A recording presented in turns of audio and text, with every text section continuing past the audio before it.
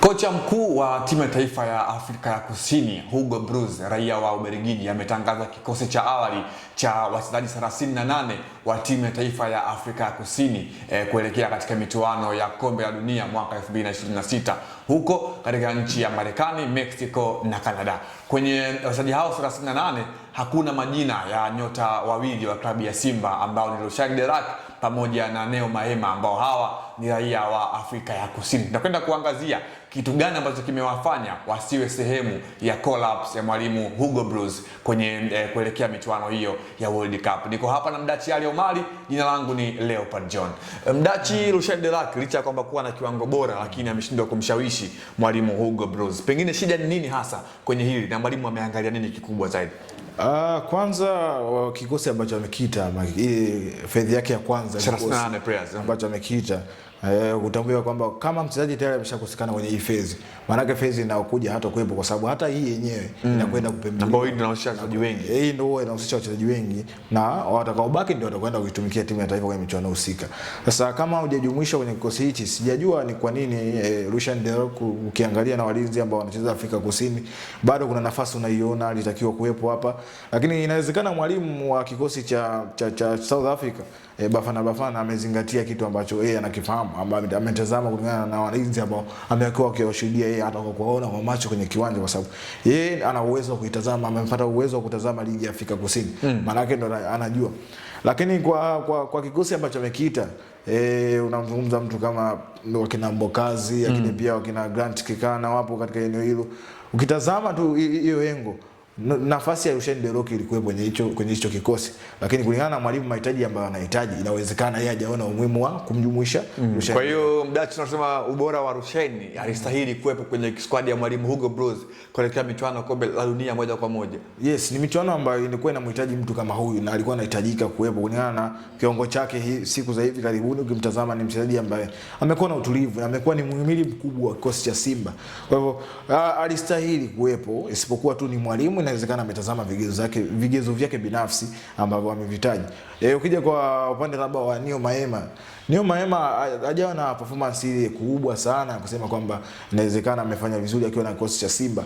Kulingana na nafasi ambayo amekuwa akiipata kwenye kikosi cha Simba, ni nafasi finyu sana ya kucheza. Kuna mechi ambazo alipata nafasi ya kuanza mwanzoni wakati mwalimu alipokuja Dimitar Pantev, lakini alipokuepo mwalimu wa kwanza Fadlu Davis alipata nafasi ndogo ya kucheza. Lakini kwa wakati huu unatazama Maema, nafasi yake ya kucheza ni finyu sana. Hata katika mechi 6 hadi 5 zilizopita za Simba imekuwa ni ngumu sana kumuona Neo Maema. Kwa Neo Maema inawezekana katika engo hiyo hakustahili, lakini kwa Lucien Delac kwa namna ambavyo amecheza hasa katika michuano ya kimataifa, lakini pia hata katika ligi ya ndani, na tayari unamtazama ni mchezaji muhimu kwenye kikosi cha Simba mpaka kwenda kuwa naoza kiongozi kiwanjani. Si kazi ndogo kwa mchezaji kama huyo ambaye amekuja dirisha kubwa, lakini pia matarajio yake yalikuwa ni madogo kutokana na alikotoka. Alikuwa anapata nafasi finyu ya kucheza, na kuja Simba amepata nafasi ya kucheza na ameonyesha yeye ni mchezaji wa aina gani. Kwa performance yake kwangu mimi binafsi naona na natazama kwamba alistahili kuwepo kwenye kikosi cha Hugo Broos, kocha wa Afrika Kusini. Sawa, ukiangalia kwenye squad ambayo kocha ameita wachezaji 38, wengi wao wametoka Afrika ya Kusini pale ndani,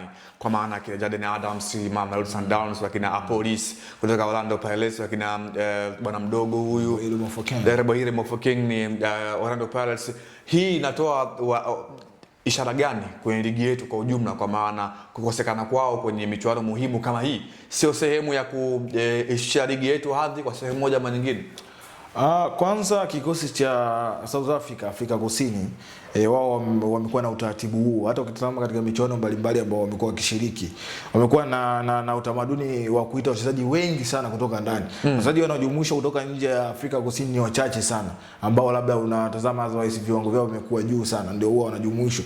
Lakini 90% ya kikosi chao huwa kinatoka ndani ya ligi. Hii inatupa ujumbe hata sisi Tanzania kwamba kama wao wameweza kutengeneza quality ambayo wanaweza wakaitumia hii michuano yote hii na wasipate shida yoyote na wachezaji ambao wapo nje, wasitumike wakatumia tu quality ambayo ipo ndani na ikatosha.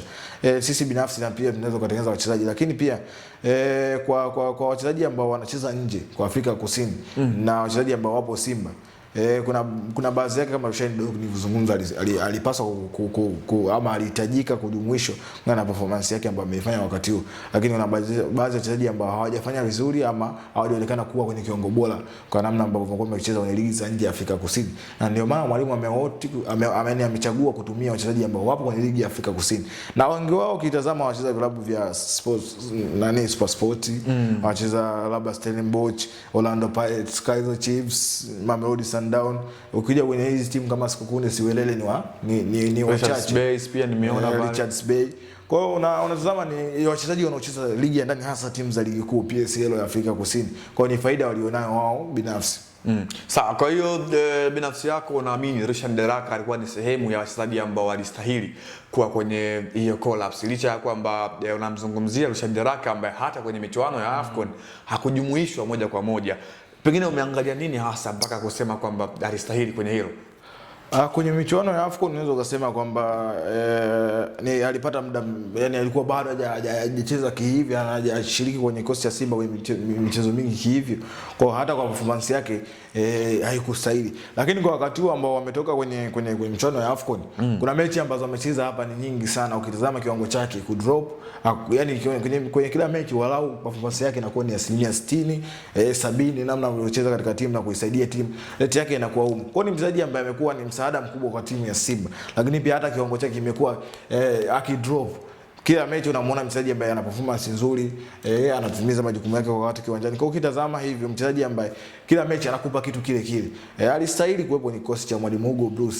Isipokuwa tu inawezekana ni mahitaji na vigezo vya mwalimu, inawezekana havijamhitaji Rushain De Reuck kujumuishwa kwenye kikosi hichi, lakini kwangu mimi binafsi kulingana na kiwango chake alistahili kuwepo kwenye kikosi cha Afrika Kusini. Sawa, alistahili kuwepo kwenye kikosi cha Afrika Kusini kwenye michuano ya World Cup, ndio maneno ya Mdachi Ali Omari akizungumza kukosekana kwa jina la beki beki hodari, beki maridhawa Rushan De Reuck kwenye squad ya mwalimu Hugo Bruce ambayo ni awali kabla ya kuelekea kwenye michuano ya kombe la dunia. Tuandikie maoni yako, wewe unafikiria je, ni kweli alistahili kubakia Rushan De Reuck kwa kiwango ambacho amekionyesha au la? Basi na sisi pia tutausoma ujumbe wako mfupi. Nilikuwa hapa na Mdachi Ali Omari, jina langu ni Leopard John. Hadi wakati mwingine, kwaheri.